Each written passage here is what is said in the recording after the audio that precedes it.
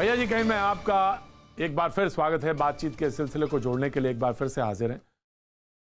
किसान और सरकार के बीच बातचीत अब परसों होगी, यानी परसों बातचीत का एक सिलसिला, और किसानों ने उसको मान लिया है कि जो बातचीत का सरकार करना चाहती है और जो उनका बात है उसको वो परसों उनकी बैठक होगी। इससे पहले आज उनकी रणनीति बन रही है एकता मंच की कि क्या क्या कुछ होना है और क्या मसौदा होना है, उस पर उनकी एक वार्ता चल रही है। लेकिन इस बीच में राजनीति की जो धार है वो बहुत तेज है।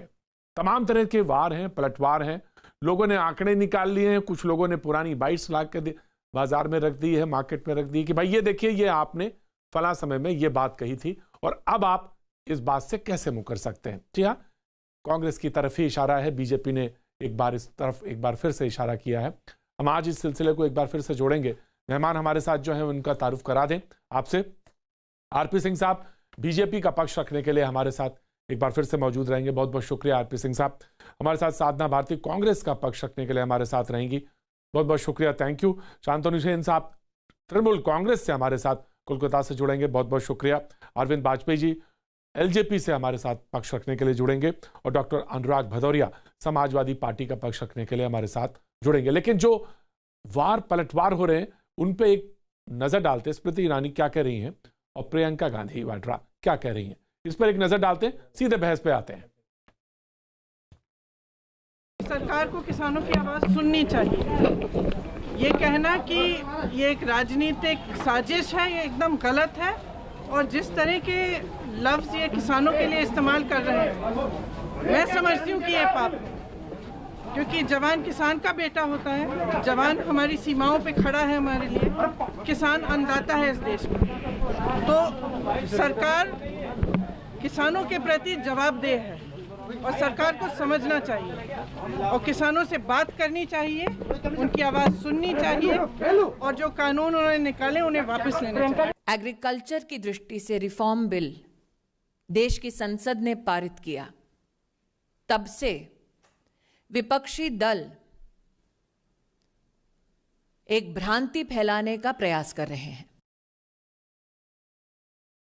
अब सवाल यह है कि राजनीतिक साजिश कैसे है, यही सवाल है सबसे सामने। पहले आरपी सिंह साहब, राजनीतिक साजिश कैसे है?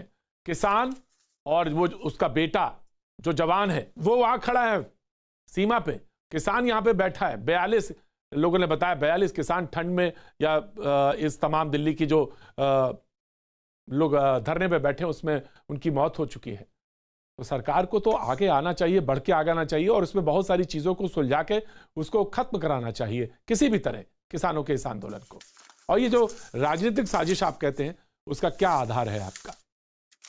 मैं प्रतीक धन्यवाद आपका। मैं साजिश वाले पार्ट पे बाद में आऊंगा, परंतु पहले आपने कहा कि किसानों से बातचीत करनी चाहिए या सरकार को आ जाना चाहिए। मैं आपकी जानकारी दूं, सरकार लगातार बातचीत कर रही थी और सरकार अभी भी बातचीत कर रही है। और आपने अभी बताया कि किसानों से फिर वापस से बातचीत होने जा रही, परंतु मैं किसानों ने कुछ मूल बातें रखी थी। मेरे पास तो कॉपी है किसानों की जो डिमांड चार्टर था इनिशियली, और मेरे पास कॉपी है। उसमें जो मूल बातें रखी थी मैं जरा बातों पे स्पष्टीकरण दे दूं, ताकि आपके माध्यम से आपका बड़ा आभार होगा कि आपके माध्यम से कुछ गलतफहमी अगर किसानों को तो दूर हो सकेगी। किसानों ने कहा था कि हमें एमएसपी पे आश्वस्त कर दीजिए कि आप एमएसपी रहेगी, इस पर आश्वस्त कर। सरकार ने कहा हम लिखित रूप से आपको दे देंगे कि एमएसपी रहेगी, आप चिंता मत करिए। दूसरा उन्होंने कहा था कि हमारी जो पुरानी मंडियां हैं ये नहीं हटेंगी, सरकार ने कहा बिल्कुल नहीं हटेंगी। हम इनको और मजबूत और सुदृढ़ करने के लिए 500 करोड़ रुपया और एलोकेट करें ताकि इन मंडियों को और अच्छा मजबूत किया जाए। तीसरा ने कहा जो नए लोग आएंगे, नई मंडियां आएंगी, उनको एक एडवांटेज मिलेगा कि उनको टैक्स नहीं पे करना पड़ेगा। पुरानी मंडी को टैक्स पे करना पड़ेगा। ग्रेजुअली हमारी पुरानी मंडियां खत्म हो जाएंगी। सरकार ने कहा ठीक है, हम लोकल गवर्नमेंट को, जो क्षेत्रीय गवर्नमेंट है पंजाब की, चाहे वो हरियाणा की, वो चाहे अपने अनुसार वो उन मंडियों पर भी टैक्स लगा सकती है जैसे उनको सुविधा हो। उन्होंने कहा कि जो मंडियां आएंगी ये रजिस्टर हो, इनकी चिंता हो। सरकार ने कहा बिल्कुल ये मंडियां रजिस्टर होंगी, पैन कार्ड नहीं, इनकी रजिस्ट्रेशन होगी। अगला जो सबसे बड़ी बात थी वो था कि एसडीएम की कोर्ट के अंदर ये जो ठेकेदार या जो भी व्यक्ति हमारे साथ कॉन्ट्रैक्ट फार्मिंग करेगा, वो व्यक्ति हमसे मुकर जाएगा और एसडीएम को वो दबाव में ले लेगा और हमको दिक्कत आएगी। अगर बड़े कॉन्ट्रैक्ट फार्मर्स आएंगे एसडीएम को दबाव में ले लेंगे, हमको सिविल कोर्ट में जाने की छूट मिले। सरकार ने कहा बिल्कुल ठीक है, आप सिविल कोर्ट जा सकते हैं। सिविल कोर्ट जाने की सिर्फ छूट नहीं, वहां पर फास्ट ट्रैक कोर्ट भी करिए ताकि ये नहीं 4-4 साल 5-5 दिन लटका रहे। ये भी छोड़ दे दी। अब मैं आऊं आपके जो आपने कहा विषय कि कहां पर गड़बड़ हो रखी है। सर 2017 के अंदर कैप्टन अमरिंदर सिंह ने अपने यहाँ ये सारे कानून लागू किए हैं। उनके कानून लागू करने के बाद ही तो पेप्सी को वहां पर है, ग्लेक्सो वहां पर है, नेस्ले वहां पर है। उनके अपने विधानसभा क्षेत्र में चन्नो नाम से जगह है जहां पर वो सबके सब लोग हैं और वहां पर वो आज भी खेती करे। उनके उस पेप्सी को वो चन्नो जो जगह है जिस क्षेत्र का नाम ले रहा हूँ उनके विधानसभा में वहां से एक किसान नहीं आने को तैयार है। मैं आपको वीडियोस भेज दूंगा उन किसानों की और मेरे संपर्क संवाद भी उन लोगों के साथ है। तो स्पष्ट दिखता है कि कोई ना कोई तो कारण रहा। कारण असल में बताता हूँ क्या है। 2022 में अगले साल चुनाव है, अगले साल और कुछ दिन बाद 1 साल बाद चुनाव है। वहां पर कैप्टन साहब ने कुछ वादे किए थे वहां चुनाव के अंदर। वो वादा, पहला वादा गुटका साहब समझते ना, हमारा रिलीजियस बुक, वो किताब गुटका साहब हाथ में लेकर कहा कि मैं पंजाब से नशा को 6 महीने में कर दूंगा, वादा करूँ गुटका साहब। मुझे आधा मिनट, अरे साधना भारती, अरे एक मिनट, अरे मैं किसानों की बात बता रहा हूँ आपको। अरे देखिए ये क्या तरीका है, ये क्या तरीका है। सुनो, सच चुपता है साधना भारती, सच चुपता है। सुनो, अरे साधना सच को सुनने की क्षमता रखो, सच को सुनने की क्षमता रखो। जो अगली बात उसने किसानों, अरे सुनो, जो अगली बात की थी कि हर बच्चे के हाथ में मोबाइल दूंगा, ये नहीं चलेगा। ये देखो, ठीक है। मैं साधना भारती सुनने की शक्ति रखो। अगली बात बोली थी कि 90,000 आप सिंह साहब ना प्लीज कंप्लीट करूंगा मैं। वो आरतीयों का कर्जा कब माफ होगा? वहाँ का किसान आपसे पूछ रहा था कि हमारे 90,000 रुपए का आरतीयों का कर्जा कब माफ करेंगे? राइट सर, आरपी सिंह साहब, I am taking your view. अपने किसान को भड़का कर बॉर्डर में भेज दिया। Right sir, I am taking your point. Sir मैंने आपका व्यू लिया। ठीक है सर, मैंने व्यू लिया। Sadhna now you speak. Sir RP Singh sahab मैंने लिया। साधना कैप्टन सरकार ने झूठ बोलकर बरगलाकर किसानों को वहां बिठा दिया और उनके लाशें बिठाएंगे, किसानों की लाशें बिठाएंगे। ये किसानों की लाशों पर राजनीति करने। ठीक है, मैं आ रहा हूँ साधना, पूरा बराबर टाइम दूंगा, बराबर टाइम मिलेगा। ठीक है सर, लाशें बिठाएंगे। ये कैसी लाशें बिठाएंगे? ये सर किसानों की 45 से 6, 7, 8 मिनट हुए सर आपको। मैंने 8 मिनट दिया। आरपी सिंह साहब मैंने आपको 8 मिनट दिया। 8 मिनट आप बोले। दिया आपने, मैं इनको बोलने दूंगा। प्रतीक या गलतफहमी में रखना ना मत। मेरी आवाज 8 मिनट आपने बोला है। 45 से 53 हो गए सर। साधना भारती बोल नहीं पाएंगी। 7 मिनट आप बोले सर, 7 मिनट बोले आप। 7 मिनट बोले। इनको इन्होंने टोका बिना बात के पूरी। जब ठीक है, चुपने लगी 90,000 करोड़ के कर्जे की बात चुपने लगी कि कैप्टन ने 90,000 करोड़ रुपए की बात। मैं साधना इनको चुप कराने दो पहले। मैं इनकी बात सुन लिया मैंने। ठीक है सर, मैंने आपकी पॉइंट पूरा लिया, पूरे पॉइंट लिए। नहीं लिया आपने, असली बात रह गई मेरी। प्रतीक 1 सेकंड। 90,000 करोड़ रुपए का किसानों का, पंजाब के किसानों का जो आड़तियों का कर्जा है वो कैप्टन साहब कितने माफ करने वाले हैं? ठीक है, ठीक है। मोदी जी की रैली नहीं चल रही है, चर्चा हो रही है। अरे आपके नेता की तरह तो कोई नेता नहीं है। यहाँ पे किसानों को आगे बढ़ाकर भागे वहाँ पे मिलान के अंदर। साधना भारती क्या करने जाते हैं वहाँ पे? वो शर्म करने का काम कीजिए। अरे अपने नेता की बात करो। कहाँ चलेगा आरपी सिंह साहब? कहाँ चलेगा आपका बबुआ? दहलीज पर देश का किसान बैठा है। कहाँ चलेगा आपका बबुआ? ये बताओ हमारे को। साधना भारती सरकार की आप यहाँ पर सर ना राजेंद्र, आरपी सिंह साहब please RP Singh sahab. Sadhna Bharti now please complete your मन की बात। जी बोलिए। देखिए आदरणीय प्रतीक जी, सबसे पहले तो आपके चैनल के माध्यम से कांग्रेस की राष्ट्रीय प्रवक्ता होने के नाते आज कांग्रेस का 136वां स्थापना दिवस है, उसके उपलक्ष्य में मैं सबको हार्दिक शुभकामनाएं प्रेषित करती हूँ। बहुत शुभकामनाएं आपको, बहुत शुभकामनाएं। और देश के सर्वधर्म समभाव में आस्था रखने वाले देश के नागरिकों को ये बीच में बोलना बंद करेंगे तो मैं बोलूंगी। और अगर आप चिल्लाने आए तो मैं भी चिल्लाने लगूं। आपसे ज्यादा चिल्ला सकती हूँ। मर्यादा में रहिए आप अपनी मर्यादा में रहिए। ये क्या तरीका है? लगातार बीच में बोलने का काम कर रहे हैं। आरपी सिंह साहब, आरपी सिंह साहब, आरपी सिंह साहब, ये बीच में बोलने का आरपी सिंह साहब, आरपी सिंह साहब, इनको म्यूट कर देना तो प्रतीक जी मैं इस तरह से बात नहीं रख पाऊंगी। आरपी सिंह साहब, आरपी सिंह साहब, आरपी सिंह साहब बहुत सीनियर आदमी हैं। आरपी सिंह साहब, आरपी सिंह साहब, मैं आपके में वो नहीं बोली, इनकी आवाज म्यूट करें प्रतीक जी, नहीं तो मैं बात नहीं रखूं। नहीं आप बिल्कुल बात रखेंगे, मैंने आपको बुलाया है। पहली बात तो ये, हाँ जी बोलिए। भारतीय जनता पार्टी के प्रवक्ता चिल्ला कर झूठ बोलते हैं, सरेआम झूठ बोलते हैं, बेधड़क झूठ बोलने का काम करते हैं। यह भारतीय जनता पार्टी के प्रवक्ता, या आप छोड़ दीजिए। आपने 15 से 20 लाख रुपए आने थे, आ गए। बनारस क्यों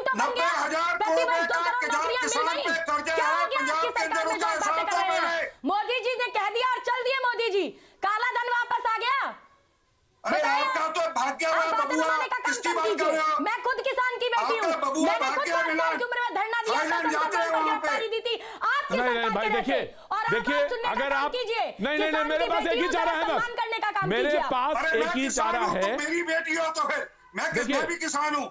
देखिए साधना आप पर्सनल नहीं होंगे। आरपी सिंह साहब जो आप बार बार कह रहे हैं राहुल वाली बात, उसको मैं आगे पूछूंगा, मैं बात कर लूंगा, मैं बिल्कुल कर लूंगा, लेकिन बात कर लूंगा। लेकिन वो कहीं भी जाएं इसमें मैं जानू आप ही से पूछूंगा कि अगर कोई कहीं जाता है तो इसमें आपको परेशानी क्या होती है, मैं आपसे पूछूंगा। कर जाते हैं यहाँ पर, ठीक है मैं पूछ लूंगा आपसे, मैं पूछ लूंगा, लेकिन पहले कांग्रेस को बोलने दीजिए। कांग्रेस साधना भारती बोलिए। साधना देखिए ये सरकार किस तरह का मजाक कर रही है।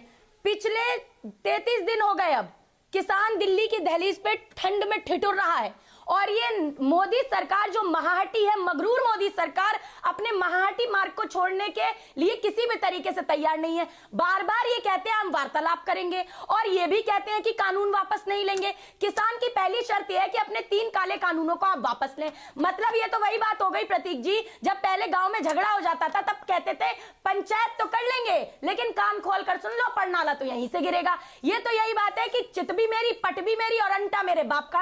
ऐसे नहीं चलता लोकतंत्र में। आज किसान वहां बैठा है, 40 से ज्यादा किसानों ने शहादत दे दी। आप यहाँ पर किसानों की लाशों पर राजनीति करने के लिए आए हैं और बार-बार बीच में बोलने का प्रयास करते हैं।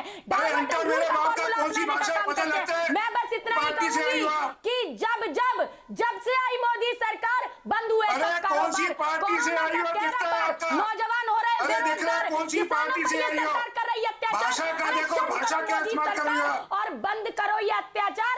मन की बात बंद करें, जन की बात शुरू करें, किसानों की बात शुरू करें, महिलाओं की बात शुरू करें। और ये बेटी बचाओ बेटी पढ़ाओ की बात करने वाले महिलाओं का सम्मान तो क्या करेंगे जब चिन्मयानंद और कुलदीप सेंगर जैसे नेता ये देते हैं। तो इसलिए मुझे उम्मीद ही नहीं है कि ये सम्मान करेंगे। लेकिन अरविंद वाजपेयी अन्नदाता को तो सम्मान कर लीजिए। मैं आ रहा हूं, मैं कंटेंट पे लौट रहा हूं, मैं लौटूंगा, कंटेंट पे ही आ रहा हूं, मुद्दे पे ही बात करनी है।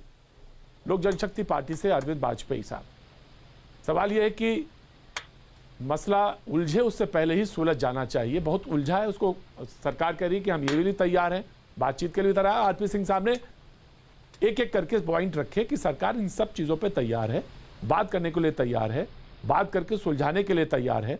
अब सवाल ये है कि बात क्यों उलझी हुई है। और जहां तक सवाल ये, आरपी सिंह साहब बार बार ये बात को कह रहे थे कि सरकार तो बार बार जा रही है आपके दरवाजे पे, बार बार कह रही है कि हम बात करने को तैयार हैं। और ये ठंड वाली बात जो सवाल है कि नहीं ठंड है निश्चित तौर से, तो ऐसे में किसानों को अब अपनी बातों को रख के और उस पर कहीं ना कहीं किसी ना किसी महत्वपूर्ण फैसले पर पहुंचना चाहिए। अरविंद वाजपेयी जी देखिए ऐसा है प्रतीक जी, किसानों ने हठधर्मी अपनाई हुई है, एक तरह की जिद करी हुई है।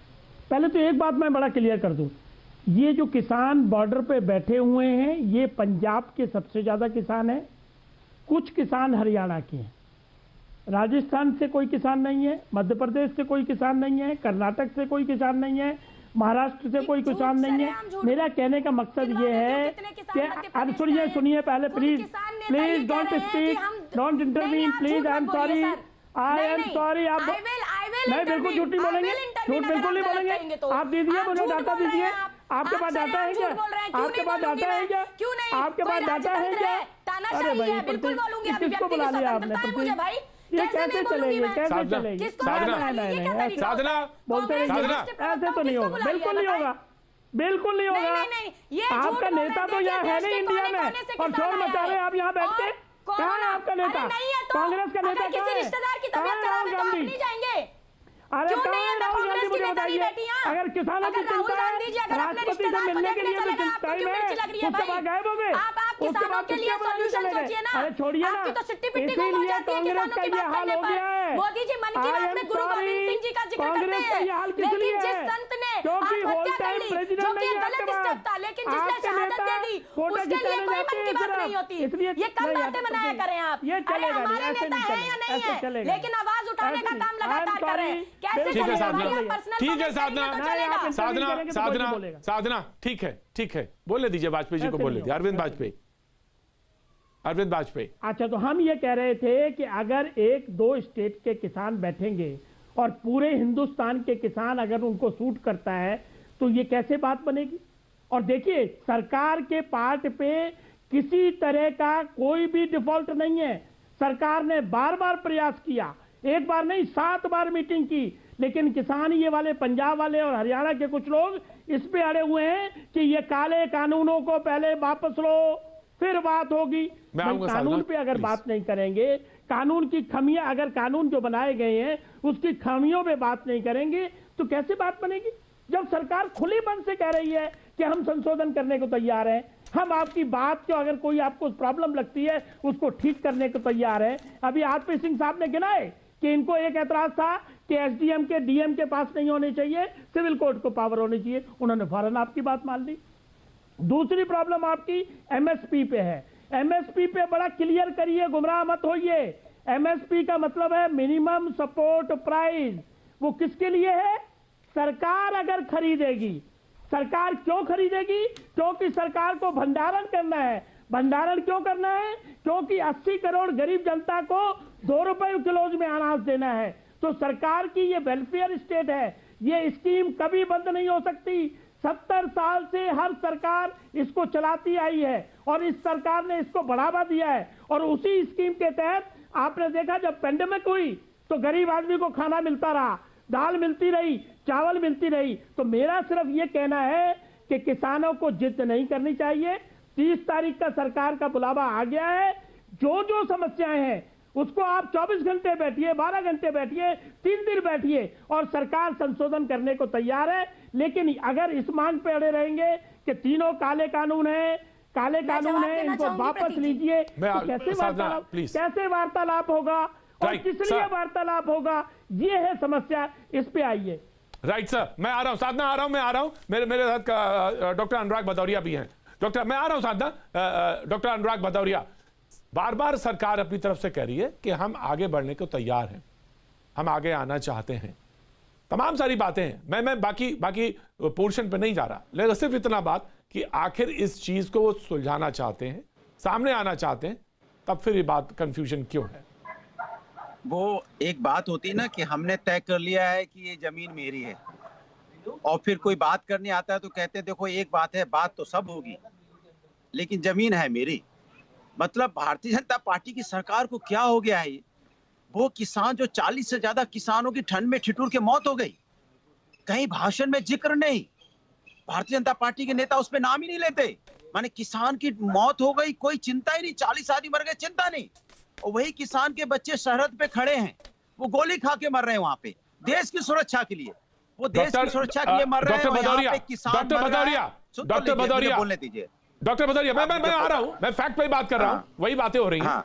प्रधानमंत्री अब से कुछ देर पहले बोल रहे थे 100वीं किसान रेल की शुरुआत की। नहीं, मैं आपको बता रहा हूं, फैक्ट तो सुन लेंगे ना डॉक्टर साहब। आप किसानों की बात कर रहे हो, किसानों की ही बात कह रहे थे। मुझे बात तो करने दीजिए ना। मैं आपको फैक्ट रख रहा हूं, मैं फैक्ट रख रहा हूं। आपने कहा कि सरकार किसानों के बारे में नहीं सोच रही है, तो किसानों के बारे में जो सोच रही है वो मैं बता रहा हूं आपको। वो कह रही है 100वीं किसान रेल शुरू की।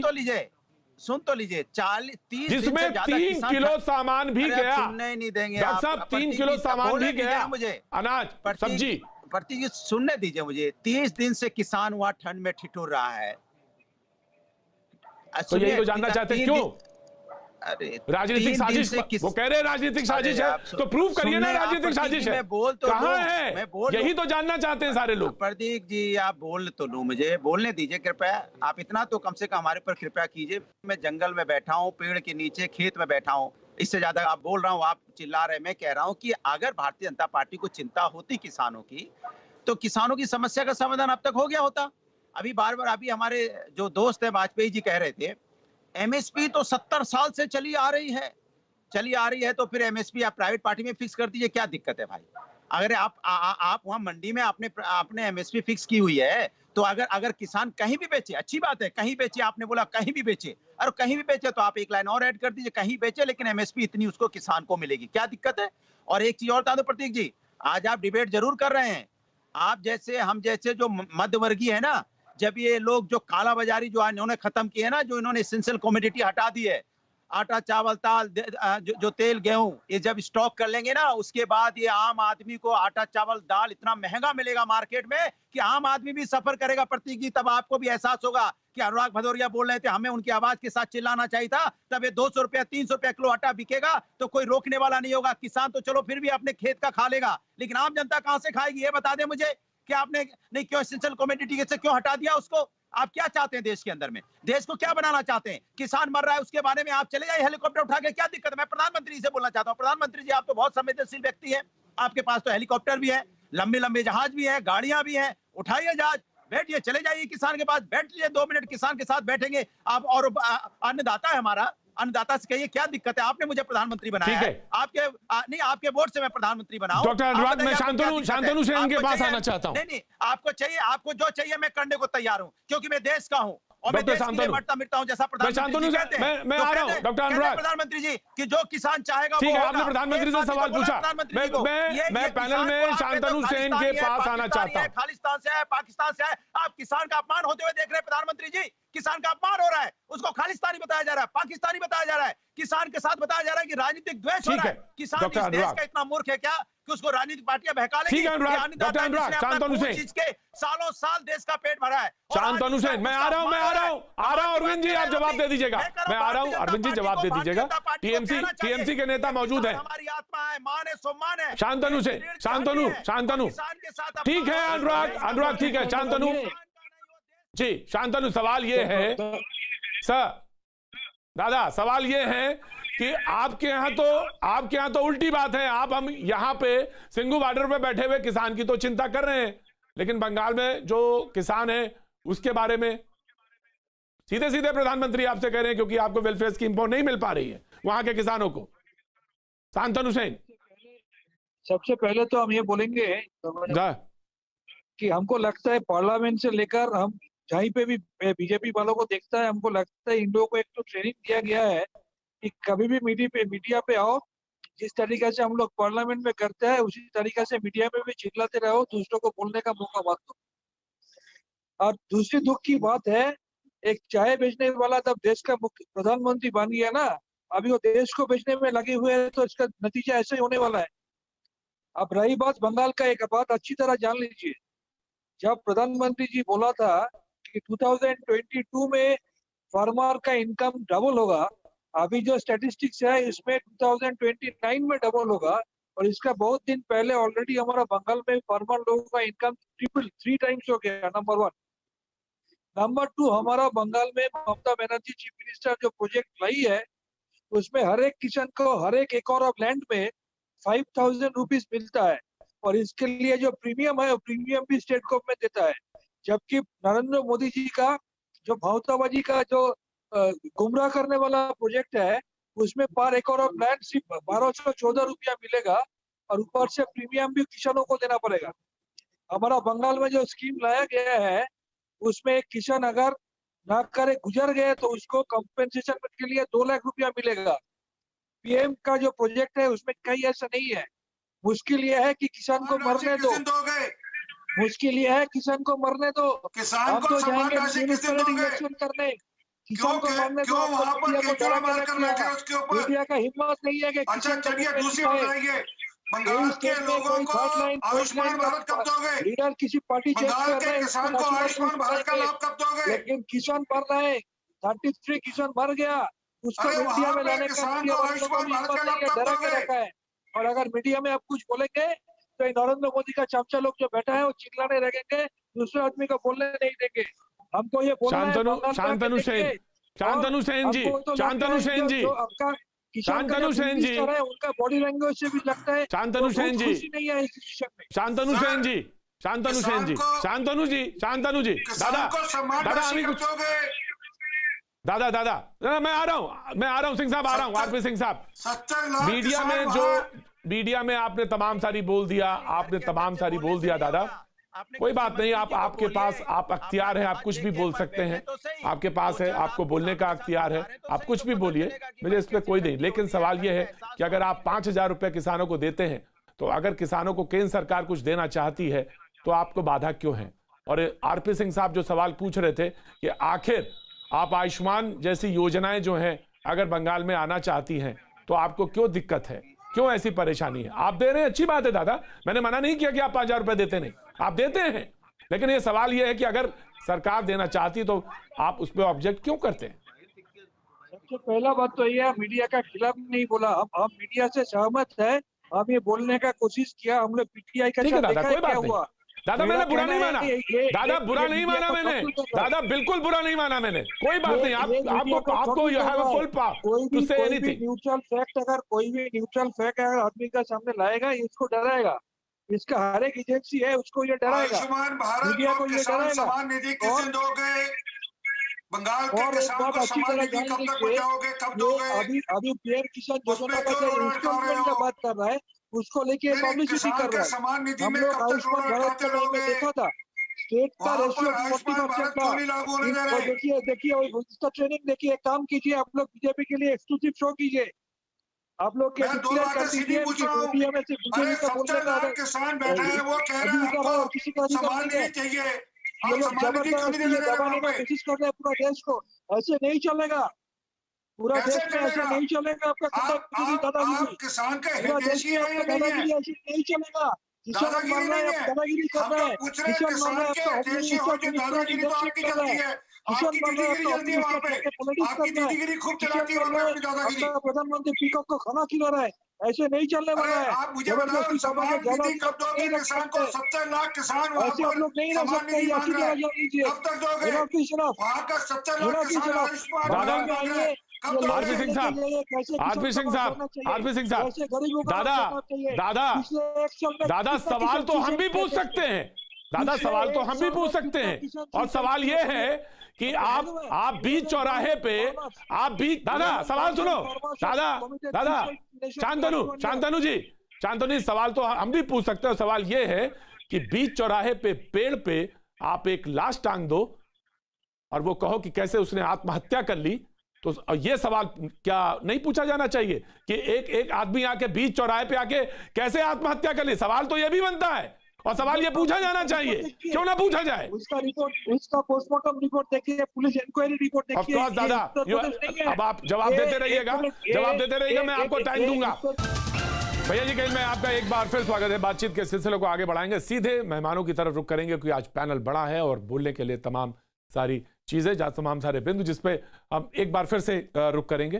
कांग्रेस के प्रवक्ता बार बार हाथ उठा रही थी, मैं उन्हीं के पास आना चाहता हूँ। मैं नहीं आऊंगा, तमाम सारे पॉइंट थे, वाजपेयी जी ने भी कहा राहुल गांधी कहाँ है, वो आप अगर देना चाहें जवाब तो दें, और मैं आपसे कोई सवाल नहीं पूछ रहा उस पर, लेकिन मैं आपसे एक बात जरूर कहना चाहता हूं, वो ये कि वीर तुम बढ़े चलो, धीर तुम बढ़े चलो, वाटर गन की बौछार हो, गीदड़ भपकी हजार हो, तुम निडर डरो नहीं, तुम निडर डटो नहीं। मेरा सवाल ये नहीं है कि एक दिन पहले ट्वीट करने के बाद राहुल गांधी कहां चले गए, मेरा सवाल ये नहीं है। उनको पूरी आजादी है, वो कहीं जा सकते हैं, आ सकते हैं, जाएं बिल्कुल जाएं।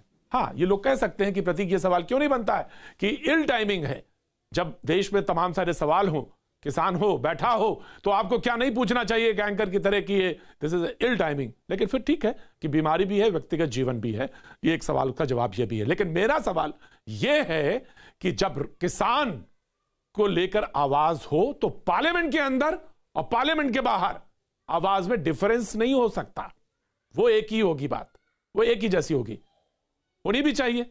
और यही मेरा कांग्रेस के प्रवक्ता से सवाल है कि आप पार्लियामेंट के अंदर कुछ और बाहर के बाहर के कुछ, विपक्ष में हो तो कुछ और जब सत्ता पक्ष में हो तो कुछ, यह नहीं हो सकता। साधना भारती।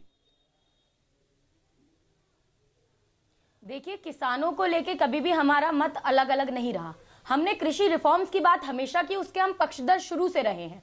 भूमि अधिग्रहण का काला बिल ये लोग लेकर आए जब, तब सोनिया गांधी जी सहित कई विपक्षी दलों ने संसद से राष्ट्रपति भवन तक मार्च करके विरोध जताया और हमने सफलता भी पाई इस बिल को वापसी कराने में।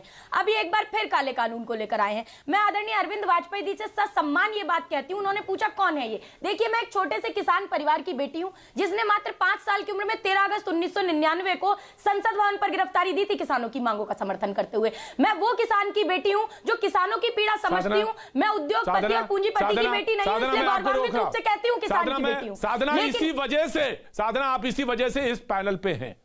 मैं आपका सम्मान करता हूं, कांग्रेस सम्मानित पार्टी, जिसने आपको यहां भेजा वो सम्मान के हकदार हैं, आपने यहां भेजा। लेकिन आज बहस किसानों की है जिसकी बेटी है उसी फ्रेम की बात कर रहा हूं मैंने सवाल जो कहा उस सवाल को आपने सुना होगा। मैंने उसी सवाल को पूछा है आपसे कि पार्लियामेंट के अंदर और पार्लियामेंट के बाहर विपक्ष में है तब कुछ और, सत्ता पक्ष में है तब कुछ और। सवाल अलग नहीं हो सकता, जवाब अलग नहीं हो सकते। जी साधना। देखिए ये सवाल मुझे लगता है भाजपा पे ज्यादा सूट करेगा। कारण ये क्योंकि अरुण जेटली जी इस बात की खिलाफत शुरू से करते रहे जो कानून इन्होंने बनाया। सुषमा स्वराज जी हमेशा इस बात की खिलाफत करती हैं जो काला कानून ये लेकर आए हैं। दूसरी बात ये, हमने जब अध्यादेश ये लोग लेकर आए, हमने कहा इसे विशेष समिति में भेजिए, इन्होंने नहीं भेजा। राज्यसभा में बिना बहुमत के मैं रोकना चाहूंगा, मैं प्रोड्यूसर से कहूंगा अगर वो बाइट है, अगर मैं राजेश जी से कहूं, राजेश जी अगर वो बाइट है तो चलाई जाए, क्योंकि बहस डिरेल होती है। बाइट हो एकदम उसे टू द पॉइंट, उसी पे बात करेंगे। जी बाइट हो तो निकाल के चलाई जाए। पहले यूपी में मेरा दौरा था और एक किसान ने मुझसे सवाल पूछा, मेरे पास आया और उसने कहा राहुल जी आप एक बात हमें समझाइए, हम आलू बेचते हैं 2 रुपए किलो, मगर जब हमारे बच्चे चिप्स खरीदते हैं तो 10 रुपए का पैकेट आता है, उसमें 1 आलू होता है। और किसान ने मुझसे पूछा आप हमें बताइए ये क्या जादू हो रहा है। और मैंने उन किसानों से पूछा आपको क्या लगता है इसका कारण क्या है। और उन्होंने कहा कि राहुल जी इसका कारण यह है कि जो फैक्ट्रियां बनती हैं वो हमारे से दूर होती हैं। अगर हम डायरेक्टली अपना माल फैक्ट्री में बेच पाते तो जो बीच में से लोग पैसा ले जाते हैं बिचौले, उनको फायदा नहीं होगा और पूरा पैसा हमें मिलेगा। ये फूड पार्क के पीछे सोच थी। और ये एक प्रकार से अमेठी और उत्तर प्रदेश के जो 10-12 जिले हैं उनके मजदूरों की और किसानों की लड़ाई। साधना आप बिल्कुल बोलिए, मैं आप ही को बोलने, आप ही को सुनूंगा। और जहां क्या जिस इलाके की वो बात हो रही है उससे मैं भली बात परिचित हूं, भली बात परिचित हूं। और उस इलाके को मैंने देखा भी है, समझा भी है और जानता भी हूं। वहीं की पैदाइश है उसी जगह की। और जो कहते हैं ना नीड ऑफ द आवर, उस समय वक्त की जो को पुकार है वो यही है कि किसान की स्थिति बदले। अब आप किसान की बेटी, अब आप बोलिए। देखिए किसान, मैं वही कह रही हूँ प्रतीक जी, मैं वही कह रही हूँ, किसान की स्थिति बदलने के लिए तो हम शुरू से कह रहे थे ना। हमने जो अपने मैनिफेस्टो में लिखा वो ये नहीं लिखा था कि 25 लाख करोड़ की उपज खेती का कारोबार हम देश के सबसे अमीर चंद उद्योगपति और धन्ना सेठों के हाथ में दे देंगे। इस सरकार जो भंडारण की बात अभी कर रहे थे अरविंद वाजपेयी जी, मैं उस पर जवाब देना चाह रही थी, इसीलिए मैंने अरविंद वाजपेयी जी से शुरुआत की थी अपने जवाब की। अब मैं ये पूछती हूँ 1943 और 1944 में जिस समय बंगाल में सूखा पड़ा, ईस्ट इंडिया कंपनी के अधिक भंडारण के कारण उस समय 40 लाख से अधिक लोग केवल भूख से मर गए। ये वही फिर से भंडारण का कानून लेकर आए हैं, दोबारा से उसी काले कानून को इन्होंने रिपीट करने का काम किया है। तो सीधी बात हम ये कह रहे हैं कि आप किसानों से पूछकर कानून बनाइए। अगर किसान ये कह रहा है हमें ये वाले कानून पसंद नहीं है, तो आप जबरदस्ती कानूनों को कैसे थोपने का काम कर सकते हैं। पहले तो ये मतलब यही बात हो गई ना। मोदी जी कह रहे हैं लोकतंत्र की लूट है, लूट सको तो लूट, अंतकाल पछताएगा जब प्राण जाएंगे छूट। तो लोकतंत्र में लूट खुली है क्या? पहले मोदी जी ने खुद ही एक नारा लगाया था कि देश नहीं बिकने दूंगा और देश नहीं बिकने दूंगा। आज नारे की बात नहीं साधना, आज नारे की बात नहीं, फैक्ट्स पे बात होगी, फैक्ट्स पे बात होगी। वाजपेयी जी जवाब देंगे, देन बीजेपी, फिर मैं बीजेपी के पास आता हूं। वाजपेयी जी जवाब दीजिए। बादल देवनाथ का स्वागत है, बादल देवनाथ का स्वागत है जी। साधना जी बहुत बढ़िया प्रवक्ता है, बहुत समझदार है, लेकिन ये राजनीति में घुस जाती हैं। अगर जैसे इन्होंने बात की भंडारण की, साधना जी भंडारण में क्या अमेंडमेंट किसान चाहते हैं ये क्यों नहीं बताते? ऐसे नहीं फिर अरे यार सुनो ना, आप सुनते नहीं हो, आप यही गड़बड़ है आप में। एसेंशियल ये भंडारण एक्ट में क्या संशोधन आपको चाहिए, ये किसान क्यों नहीं बताते हैं? आप क्यों नहीं बताती हैं ये? आप तो सिर्फ ये कह रहे हैं कि तीनों कानून खत्म कर दो। हम तो कह रहे हैं पूरा कानून त्रुटिपूर्ण है, इसको वापस कर लो ना भाई। पूरा कानून त्रुटिपूर्ण है, वापस कर लो। आपने एसेंशियल कमोडिटी एक्ट में आपने एसेंशियल कमोडिटी एक्ट में लैंड एक्विजिशन का उदाहरण दिया, लैंड एक्विजिशन से कोर्ट जाने वाला अधिकार छीन लिया। साधना सुनोगे नहीं तो कैसे डिबेट करोगे? आपने पूछा, मैं बता रही हूं। अच्छी डिबेट का तरीका ये तो सुनो फिर जवाब दो। आप तो बीच बीच में बोलोगे तो नहीं होगा। मैं ये कह रहा हूँ कि भंडारण एक्ट में आपको, अरे रुको तो सही, तो सुनो, आप सुनो। मैं ये कह रहा हूँ नंबर 1 भंडारण एक्ट में क्या संशोधन चाहिए। ये 30 तारीख को जो मीटिंग है किसान उसमें जाके उस पर डिबेट करें। नंबर 1, ये ना कहें कि हम तीनों कानून वापस चाहिए।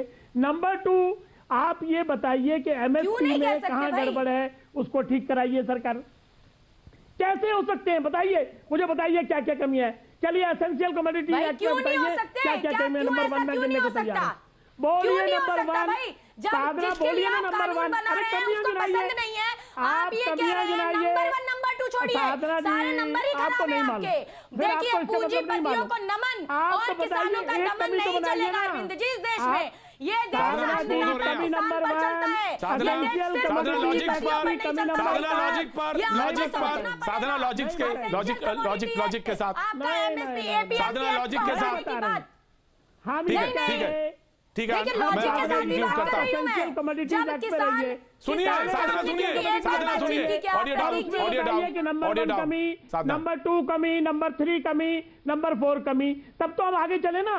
देखिए गड़बड़ कहां हो रही है। सरकार की नीयत साफ है, सरकार किसानों के साथ है, सरकार किसानों को भला चाहती है, सरकार संशोधन भी करने को तैयार है, सरकार संशोधन करने को भी तैयार है, लेकिन आप लोग अपनी बात ही नहीं रख पा रहे हो।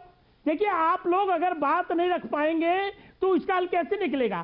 सर्दी के आप, ये आपकी भी जिम्मेवारी है कि आप उनको गुमराह न करें, उनको सही दिशा दें कि सरकार नीयत साफ है, वो संशोधन करने को तैयार है, जायज बात को जायज कहने को तैयार है और गलत बात को सरकार नहीं मानने को तैयार है।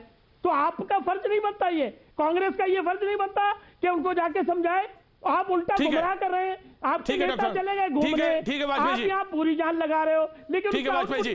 अनुराग भदौरिया, देन बीजेपी। अनुराग भदौरिया बार बार अभी हमारे मित्र वाजपेयी जी और भारतीय जनता पार्टी के प्रवक्ता, मैं बार बार एक सवाल पूछ रहा हूँ उसका जवाब नहीं देते, भाग जाते हैं। जैसे होता है ना, जैसे कि कोई सवाल पूछो और एकदम भाग खड़े होते हैं। मैं कह रहा हूँ कि आपसे बार बार एक ही सवाल पूछ रहा हूँ कि भाई एमएसपी आप बाहर फिक्स क्यों नहीं कर रहे हो भाई? आप किन धन्ना सेठों का डर है क्या आपको, या पूंजीपतियों का डर लग गया आपको कि आप एमएसपी बाहर फिक्स नहीं कर पा रहे हो? क्या दिक्कत है, मैं ये जानना चाहता हूँ।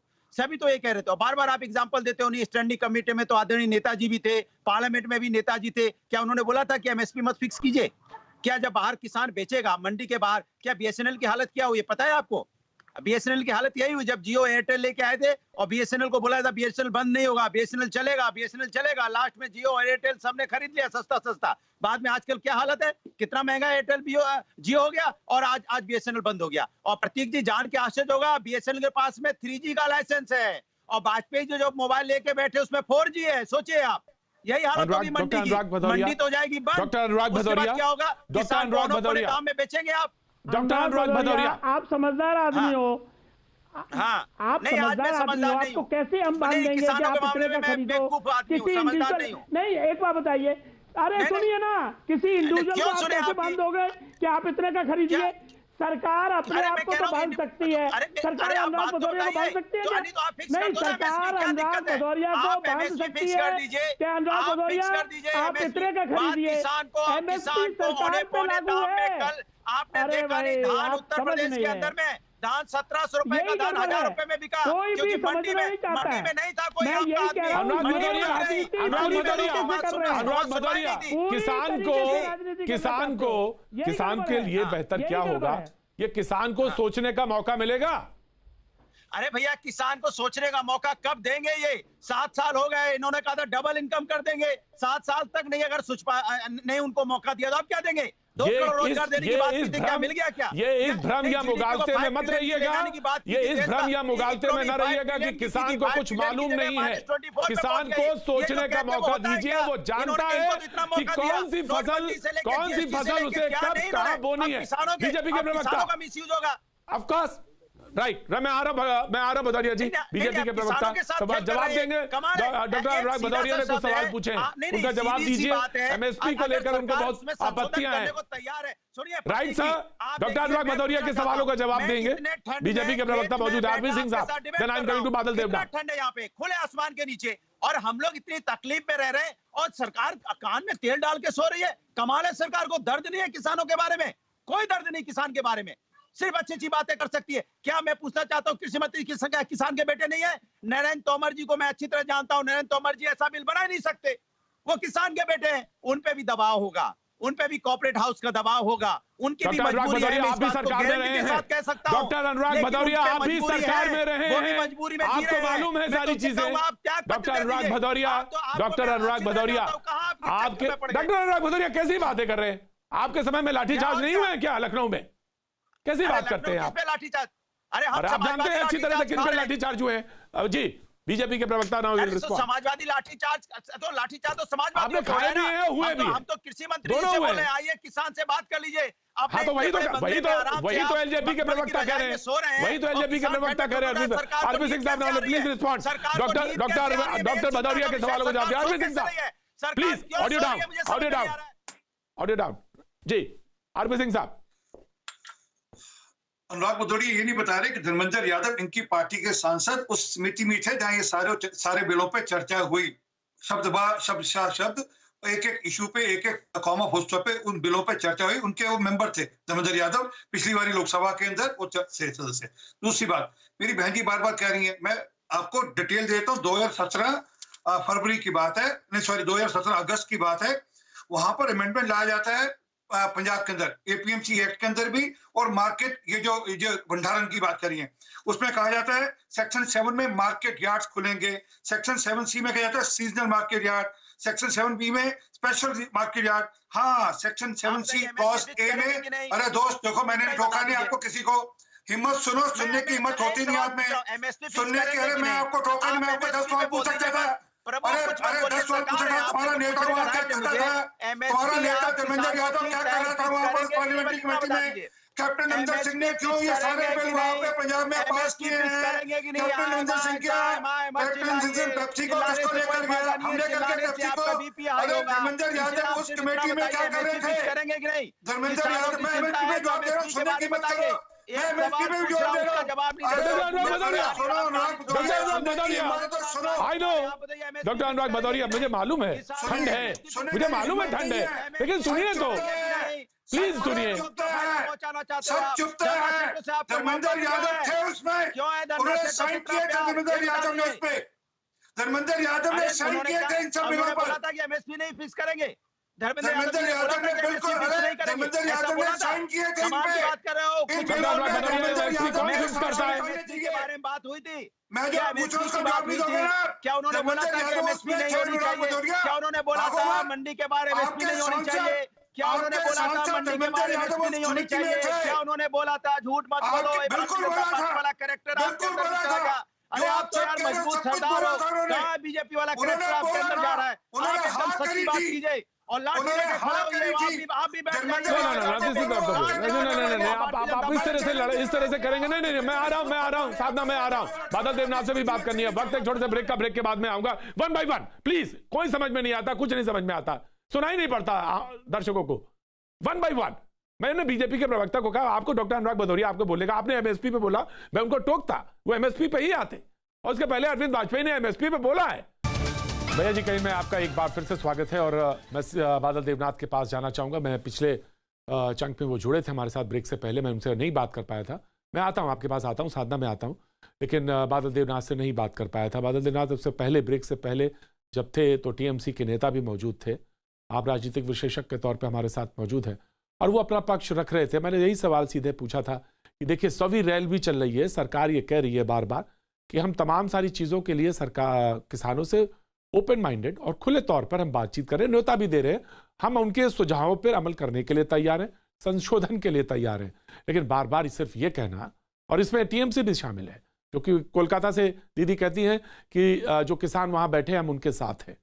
अब सवाल ये है कि आप अब साथ हैं, और आपसे हम सवाल चलिए नहीं पूछते, क्योंकि मैंने पिछले चंक में पूछ लिया, लेकिन आप सिर्फ इस बात पे अड़े रहे कि नहीं, आप पहले तीनों बिल वापस ले लीजिए, क्योंकि संशोधन तो कॉन्स्टिट्यूशन से होते रहे हैं, तब इसमें क्या इतनी आपत्ति? बादल देवनाथ, देखिए, आपने तो मेरा एक सवाल का जवाब तो आप खुद प्रतीक जी, मेरा बड़े भैया, दे दिया। ममता बनर्जी और हम सब किसानों के साथ है, और ममता बनर्जी वहां पर जब डायरेक्टर राज्यसभा के जो लीडर है, उन्होंने वहां पर गया था, मोबाइल में ममता बनर्जी बात किया, 10 मिनट बात किया, उसके बाद 5 सांसद भी वहां पर गया, वहां से उन लोगों से बात किया, और मैं भी जाना चाहता हूँ। और मैं प्रतीक जी आपको और एक बात कहना चाहता हूँ, ये मोदी जी को क्या हो गया? क्या हो गया? मोदी जी का नियत, नीति, परिकल्पना किसानों के लिए क्या है? मुझे अभी तक मुझे मालूम नहीं, मैं तो समझ में मेरा तो प्रॉब्लम हो रहा है उन्होंने क्या चाहते हैं। 10,000 करके पूरा देश को दे दिया, 6,000 रुपया करके दे रहा है, दूसरा राज्यों में, हर राज्य में जा रहा है, लेकिन यहाँ पर किसान बंधु है। मैं ये कहना चाहता हूँ इस बात को, बीजेपी में 24 जो राष्ट्रीय संस्था है उसको सब बेच दिया, रेल को थोड़ा थोड़ा करके बेच रहा है, अभी पूरा देश में किसान को बेचेगा? मैं यही कहना चाहता हूँ, देश को तो बर्बाद कर रहा है, पूरा देश को ना 2014 से 2020 बादल देवनाथ कुछ नहीं किया। बादल देवनाथ, जो ट्रेन चल रही है, बादल देवनाथ कुछ नहीं है। बादल देवनाथ, आप बार बार बेचने की बात करते हैं, सवाल ही इस बात का हो रहा है कि मंडी ओपन हो, किसान तक सुविधाजनक पहुंचे। यही राहुल गांधी पार्लियामेंट के अंदर बोल रहे थे कि बीच के बिचौलिए हट जाएं, यही तो बात वो कह रहे थे। और जो ट्रेन गई उस पर प्रधानमंत्री कोट करके कह रहे हैं कि 3 किलो तक सामान उस ट्रेन में चला गया किसान का। तो अगर कोई किसान 3 किलो सामान भी बेच सकता है, दूसरी मंडी में ट्रांसपोर्ट कर सकता है, भेज सकता है, तो इसमें आपत्ति किस बात की? अगर मार्केट ओपन हो रहा है, मार्केट में, हाँ मार्केट में ओपन हो लेकिन किसान प्रोटेक्टेड हो, ये सवाल है, ये तो सवाल है। लेकिन तमाम सारे पहलुओं पे गौर करने के लिए ओपन माइंडेड आइए। तो बादल देवनाथ आंसर ले लीजिए प्रतीक जी। मैं दो तीन दिन से आप ही को कल ही मैं परसों भी मैंने बताया, मैं पूरा देश में किसान 5 लाख किसान 2014 से बाद से 5 लाख किसान आत्महत्या किया, आंध्र प्रदेश, छत्तीसगढ़, राजस्थान से, लेकिन बंगाल में एक भी आत्महत्या नहीं किया। मुझे 50 सेकंड टाइम दीजिए। मैं कल भी आपको कहा किसान कैसे जिएगा, किसान लेकिन आपके किसान ने आत्महत्या नहीं करी, लेकिन चुने हुए प्रतिनिधि आपके यहाँ उसमें तो नहीं, चुने हुए प्रतिनिधि कैसे आत्महत्या कर लेते हैं, ये तो हमें मालूम है। ये तो सवाल पूछ ही लिया मैंने, ये तो सवाल पूछ ही लिया मैंने के बाद से 2014 के चौराहे पे आके पेड़ पे लटक के चुने हुए प्रतिनिधि आत्महत्या कर लेते हैं। सवाल तो ये भी है। कोई भी काल भी महाराष्ट्र में आत्महत्या किया, आंध्र प्रदेश में वही हो रहा है, छत्तीसगढ़ में वही हो रहा है, मध्य प्रदेश में हो रहा है, यूपी में वही हो रहा है। लेकिन मैं वही भी कह रहा हूँ, मोदी जी को वहां पर जाना चाहिए, किसान का बात सुनना चाहिए। 26 से 40 संगठन वहां हो गया, वहां पर धरना दे रहा है, और वही ठंडे में 33 लोग मर गए। और वहां पर जो आंदोलन कर रहे पूरा देश के किसान है, ये कोई पॉलिटिकल आंदोलन नहीं है, लेकिन विरोधी वहां पर जुड़ गए। लेकिन क्यों जुड़ गए? क्योंकि किसान, पूरा देश में किसान मेरा गर्व है, आपका भी मेरा भी, पूरा देश का गर्व है। किसान को जीने का बात देना है, किसान का बात सुनना है, और 30 तारीख को मीटिंग है, उस मीटिंग में किसान का धरना को खत्म भी करना चाहिए। किसान का समस्या समाधान चाहिए और धरना को भी खत्म करना चाहिए, बिल्कुल खत्म होना चाहिए, बिल्कुल खत्म होना चाहिए। ठंड में क्यों किसान बैठेगा? किसान क्यों बैठेगा? जी आरपी सिंह साहब, देन साधना भारती। होगी बात इनकी, मैं उत्तर दे दूं। इनके यहाँ तो केस रजिस्टर ही नहीं होता, इनके यहाँ तो कोई किसी को मार देते तो उसको आत्महत्या बनाते, कोई आत्महत्या उसको लिखते ही नहीं, केस रजिस्टर नहीं करते। सबसे बड़ी दिक्कत ये है। और मैं इनसे कहा उत्तर प्रदेश में भी नहीं हो रहा है।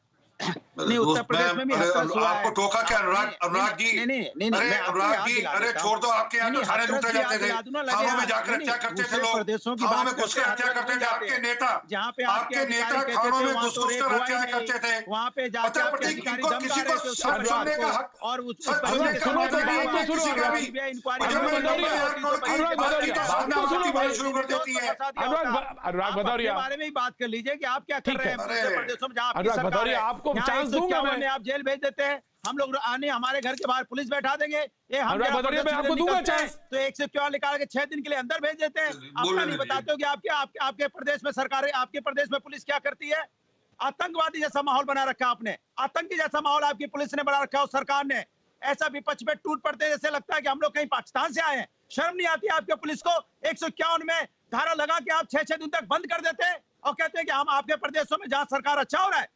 शर्म कीजिए थोड़ा, सब बोलते हुए कम से कम शर्म कीजिए। जब आप बोलते हैं दूसरे प्रदेशों में तो अपने गिरबान में झांक के देखिए।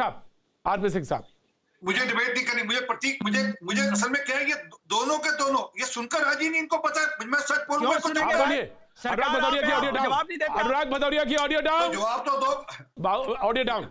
आरपी सिंह साहब, देखिए प्रतीक बड़ा स्पष्ट है। अनुराग भदौरिया यहाँ की बात करें, फिर कह रहे हैं मेरे पे मुकदमा दर्ज। झूठ बोलना लगातार, सरेआम झूठ बोलना। धर्मेंद्र यादव का उत्तर भी दिए कि 2018 तक वो उस पार्लियामेंट्री पैनल में थे जहां ये सारी चर्चा हुई, जहां ये सारे अमेंडमेंट की चर्चा हुई। और सुनिए, मैं जो वापस कह रहा हूं, मेरी बहन, मेरी बिटिया वो 90,000 करोड़ रुपए की बात नहीं करती जो कैप्टन साहब ने कहा। और वहां पर ये सबके सब कानून लागू हैं। हमने उन कानूनों को और अच्छा किया। इन्होंने सबके सब कानून ठेकेदारों के हक में बनाए। हमने कहा नहीं, वो ठेकेदार के हक में नहीं, हम किसान के हक में बनाएंगे। इन्होंने कभी ने कहा कि कल ठेकेदार वहां से निकल जाएगा तो उसका जुर्माना किसान को बनेगा। ना ना ना ना, ठेकेदार भरेगा उसका जुर्माना, किसान को उसका जुर्माना नहीं भरना पड़ेगा। हकीकत ये है, इनकी राजनीति हो रही है, इनके साथ राजनीति की जा रही है, इनके कंधे पर बंदूक रखकर राजनीति की जा रही है। इनके नेता कहते हैं हम वहां पे लाशें बिछा देंगे। नवनीत बिट्टू ने कहा हम 1 तारीख से लाशें बिछा देंगे। किसकी लाशें बिछाओगे आप? किसानों की लाशें बिछाओगे वहां पे। इनके नेता कहते हैं वहां खालिस्तानी आगे। कौन कहते हैं? नवनीत बिट्टू, इनके नेता है। कैप्टन अमरिंदर सिंह कहते हैं वहां पर स्थिति खराब हो जाएगी। अरे भैया क्यों हो जाएगी? आप खराब कर रहे हैं। इनके नेताओं के वीडियोस ऑडियो सब आगे ऑन रिकॉर्ड, स्टिंग ऑपरेशन आगे। इनके नेता पैसे दे रहे हैं, इनके नेता उनको सपोर्ट कर रहे हैं पैसों से, हर माध्यम से। क्यों? उनको राजनीति करनी है।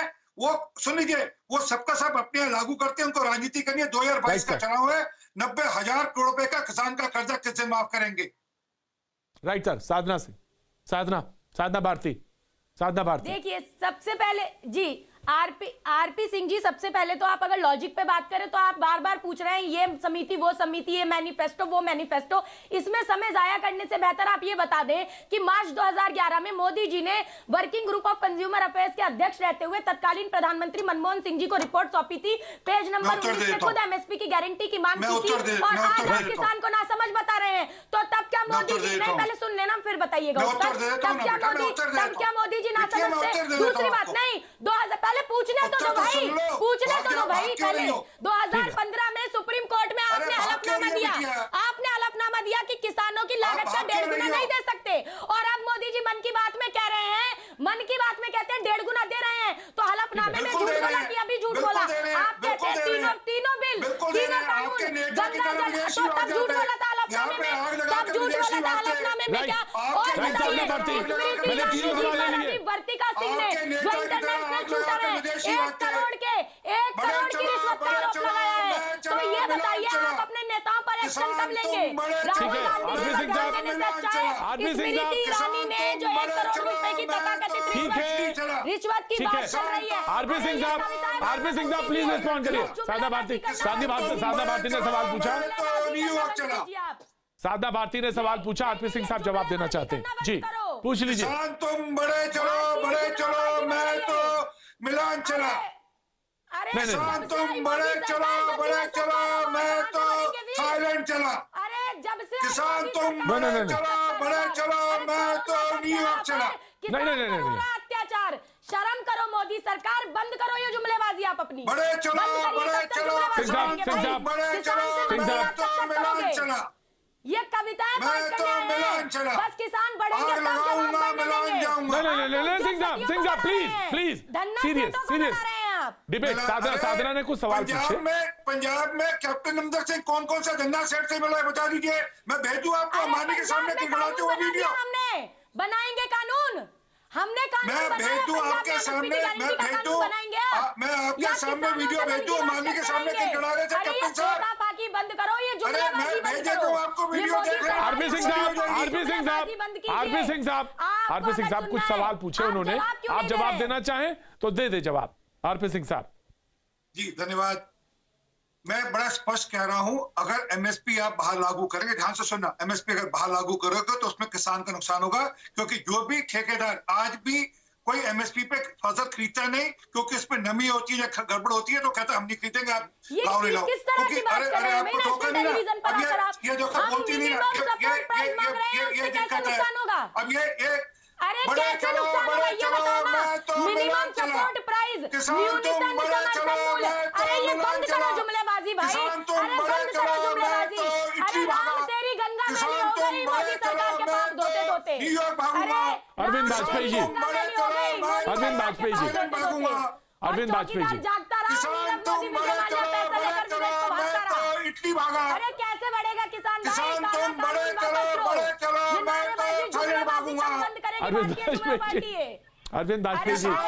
Arvind Vajpayee ji, thank you sir, thank you sir. Arvind Singh sahab, thank you so much. Sadhna Bharti, thank you so much, thank you so much. Arvind Vajpayee ji, Arvind Vajpayee ji, कभी कभी मुझे लगता है, कभी कभी मुझे लगता है, कभी कभी क्या अक्सर ये लगता है कि मेरी डिबेट्स जो बाहर होती हैं, खुले में होती हैं और जनता के बीच होती हैं, उसमें मुझे बहुत सारी लिबर्टी मिल जाती है। और लिबर्टी ये मिल जाती है कि मैं जनता की तरफ भाग जाता हूं तब, और जनता फिर अपनी तरह से तमाम तरह से धुनती है, नेताओं को फिर अपनी तरह से धुनती है, अपनी तरह से सवाल पूछती है और बड़े सीधे सपाट सवाल पूछते। लेकिन अरविंद वाजपेयी जी, कुछ सवाल हैं निश्चित तौर से किसान इस बात के लिए, और इसमें कोई दो राय नहीं, किसान का विरोधी कोई हो भी नहीं सकता इस मुल्क में। अगर कोई नजर भी आएगा तो आप जानते हैं उसकी क्या, चुनाव तो हर बार होते हैं और हर चुनाव में उसके सामने मुद्दे होते हैं। अभी बिहार का चुनाव खत्म हुआ और आप भली बात जानते हैं इस चीज को। अब सवाल यह है कि सरकार से कुछ गारंटीज चाहते हैं किसान, और वो सबसे बड़ी गारंटी है कि प्रोटेक्शन। मैं पिछले 5 सालों में अगर घूमा हूं किसान गाँव में, तो हर बार किसान यही कहता है कि साहब हम हमारे अपने बेटे को हम 10,000 रुपए की नौकरी के लिए शहर में भेज देते हैं, हम भेजना चाहेंगे, वहीं रहे वो, हम खेती में नहीं कराना चाहते जी। हम खेती का नुकसान का सौदा है जी। फर्टिलाइजर लगती है, कीटनाशक बड़ी महंगी हो गई है, वो लगता है, बगैर कीटनाशक के फसल नहीं हो रही है, फिर पानी है, सिंचाई है, तमाम पहलू हैं किसानी में। तो उन किसानों से जो कुछ मिलता है वो तो अपने जेब से भी देना पड़ता है। बहुत मुश्किल से इतना हो जाए कि साल भर खा लें, ये भी नहीं मुश्किल हो रहा। तो ऐसे में कुछ गारंटी है जो सरकार से चली आ रही है, उस गारंटीज को लेकर सरकार एक किसान चाहता है जी। ऐसे फैक्ट बताऊंगा जो एडमिटेड फैक्ट हैं, जिसको विरोधी भी डिनाई नहीं कर सकते। देखिए, एमएसपी लागू जारी है बाकायदा और जारी रहेगी, सरकार उसको लिख के देने को तैयार है, इसमें कोई डिनाई नहीं करेगा। दूसरी बात, इस सरकार की नीयत इसके काम से झलकती है। इस सरकार ने स्वामीनाथन कमीशन की रिपोर्ट को लागू किया किसी हद तक, पिछली सरकारों ने नहीं किया, इसमें कोई डिबेट नहीं हो सकती है। इस सरकार ने 6,000 रुपए महीने की सालाना किस्त जो किसानों को दी, 9 किस्तें या 7 किस्तें जा चुकी हैं, वो करीब 56,000 करोड़ रुपया बनता है, इसको कोई डिनाई नहीं कर सकता। इस सरकार ने किसानों की बीमा पॉलिसी को में बदलाव करके किसानों को हित में बनाया, इसमें कोई डिबेट नहीं कर सकता है। इन किसानों की जो यूरिया की प्रॉब्लम होती थी, इसी सरकार ने उसको सॉर्ट आउट किया, इसको कोई डिनाई नहीं कर सकता है। इस किसान के लिए आज जो रेलें चलाई हैं प्रधानमंत्री मोदी ने, जिसमें आप खुद ही बता रहे हैं कि 3 किलो का सामान भी भेजा जा सकता है, तो ये कौन सरकार सोच रही है किसानों के लिए? और सबसे बड़ी बात यह है कि सरकार कह रही है कि भैया आइए और जो आपको ऐतराज है हम दूर करने को तैयार है। ये क्या चाहते हैं? ये चाहते हैं कि नहीं, कानून रद्द करो, कानून रद्द करो। मुझे माफ करना प्रतीक जी, ये लाल झंडे क्यों हैं? बॉर्डर पे ज्यादातर लाल झंडे क्यों लहरा रहे हैं? ये लेफ्टिस्ट आंदोलन बन चुका है। आई एम सॉरी, माफ करना, ये राइट। आपके कुछ सवाल हैं, लेकिन आज मुझे मालूम है डॉक्टर अनुराग के पास कुछ बोलने के लिए है, लेकिन मैं क्षमा चाहता हूं, माफी चाहता हूं, लेकिन आज अभी सिर्फ इतना आर पार की तैयारी है। कल फिर मिलेंगे, बात होगी, आगे बढ़ाएंगे, और अभी सिर्फ आर पार की बात करेंगे।